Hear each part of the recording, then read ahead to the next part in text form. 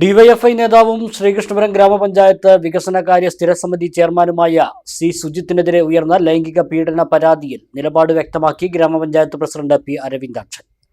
മാധ്യമങ്ങളിലൂടെയാണ് ഇത്തരമൊരു പരാതിയെക്കുറിച്ച് അറിയാൻ കഴിഞ്ഞതെന്നും ഇതുമായി ബന്ധപ്പെട്ട് ഗ്രാമപഞ്ചായത്തിന് നിലവിൽ ഔദ്യോഗികമായ മറ്റ് വ്യക്തതകൾ ഒന്നുമില്ലെന്നും പ്രസിഡന്റ് പറഞ്ഞു.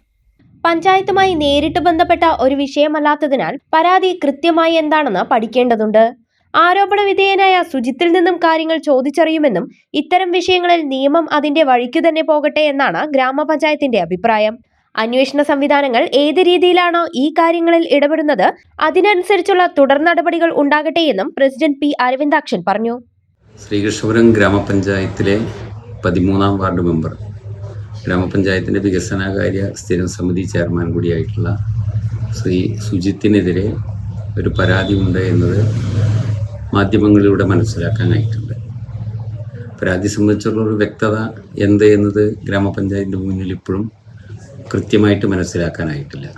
മാത്രമല്ല, സുജിത്തിനെ ഇതുമായി ബന്ധപ്പെട്ടുകൊണ്ട് നേരിട്ട് ബന്ധപ്പെടാനോ മറ്റു കാര്യങ്ങൾക്കോ ആയിട്ടില്ല എന്നതുകൂടി ഇവിടെ പ്രസക്തമായിട്ട് നിൽക്കുകയാണ്. സ്വാഭാവികമായിട്ടും പരാതി കൃത്യമായിട്ട് എന്താണെന്ന് പഠിക്കാനും അതുപോലെ തന്നെ സുജിത്തിന് ഇന്ന് വ്യക്തമായിട്ടുള്ള വിവരങ്ങൾ ശേഖരിക്കാനുമുള്ള പരിശ്രമങ്ങൾ ഗ്രാമപഞ്ചായത്ത് ശ്രമിക്കുന്നുണ്ട്. മാത്രമല്ല, ഇത്തരം കാര്യങ്ങളിലൊക്കെ നിയമത്തിൻ്റെതായിട്ടുള്ള വഴികളിലൂടെ പോകണമെന്നുള്ള അഭിപ്രായമാണ് ഗ്രാമപഞ്ചായത്തിനുള്ളത്. സ്വാഭാവികമായിട്ടും നിയമ സംവിധാനങ്ങൾ ഏത് രീതിയിലാണ് ഈ കാര്യങ്ങളിലെല്ലാം ഇടപെടുന്നതെങ്കിൽ അതിനനുസരിച്ച് കൊണ്ടുള്ള നടപടികൾ നടക്കട്ടെ എന്നുള്ള അഭിപ്രായമാണ് ഗ്രാമപഞ്ചായത്തിന് മുന്നിൽ. കാർഷിക മേഖലയ്ക്ക് പുത്തൻ ഉണർവേകാൻ അഗ്രികൾച്ചറൽ സെന്റർ അടയ്ക്കാവുത്തൂർ.